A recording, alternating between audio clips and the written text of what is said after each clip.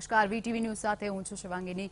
નજર કરીએ મહત્વના સમાચાર પર। તો અમદાવાદમાં વહેલી સવારથી જ ધોધમાર વરસાદ વરસી રહ્યો છે, જેના કારણે નીચાણવાળા તમામ વિસ્તારો પાણીમાં ગરકાવ થઈ ગયા છે। તો અમદાવાદના દાણી લીમડા વિસ્તારમાં લોકોના ઘરમાં 3 થી 4 ફૂટ જેટલા પાણી ભરાઈ ગયા છે, પરંતુ હજુ સુધી તંત્ર દ્વારા કોઈ જ મદદ મળી નથી, જેનાથી લોકો ભારે મુશ્કેલીમાં મુકાયા છે અને તંત્ર પાસે મદદની માંગ કરી રહ્યા છે।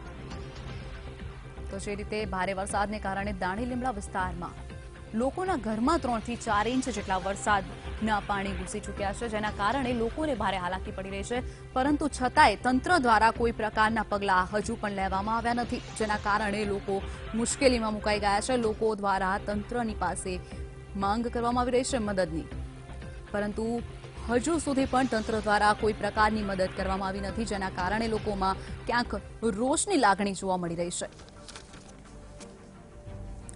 તો હજુ પણ તંત્ર દ્વારા કોઈ પ્રકારના વરસાદને લઈને પગલાં લેવામાં આવ્યા નથી।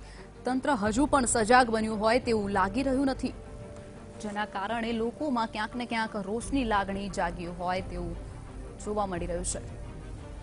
આ સાથે જ લોકોના ઘરોમાં આપ જોઈ શકો છો કે ઘરમાં 3 થી 4 ફૂટ સુધીના પાણી ભરાઈ ગયા છે, ત્યારે લોકોનું જનજીવન અસ્તવ્યસ્ત બન્યું છે।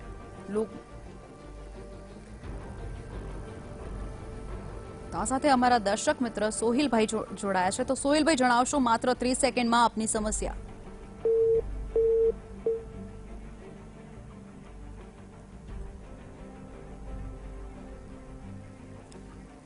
તો રશીદ ખાન જોડાઈ ગયા છે ગોમતીપુરથી। તો રશીદ ખાન, જણાવશો કે આપની સમસ્યા શું છે માત્ર 30 સેકન્ડમાં।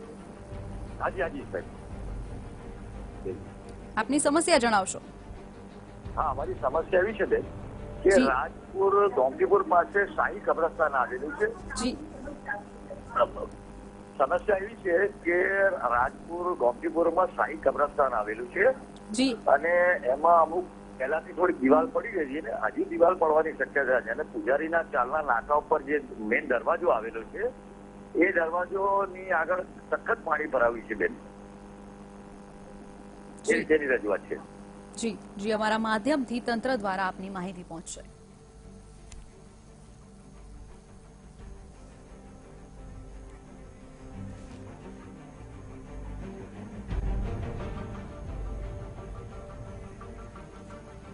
આ સાથે કૈલાશભાઈ સરસપુરથી જોડાય છે। કૈલાશભાઈ, 30 સેકન્ડમાં આપની સમસ્યા જણાવશો। હા, સરસપુર વિસ્તારમાં સવારની 6 વાગ્યાથી કોઈ પણ વ્યક્તિ, કોઈ પણ અધિકારી અહીંયા જોવા આવ્યા નથી। શારદાબેન જી, સરસપુરમાં સવારના 6 વાગ્યાથી ઉઠેલો છું। પાણી તંત્ર દ્વારા કે કોઈ બી વ્યક્તિ અહીંયા સરસપુરમાં શારદાબેન પોટલિયા સુધી પાણી અને કોઈ આયા નથી, અને કોઈ જાતની અહીંયા કોઈ બી એ કામ થયેલ નથી। જી, અમારા માધ્યમથી તંત્ર તમારા દ્વારા પહોંચશે।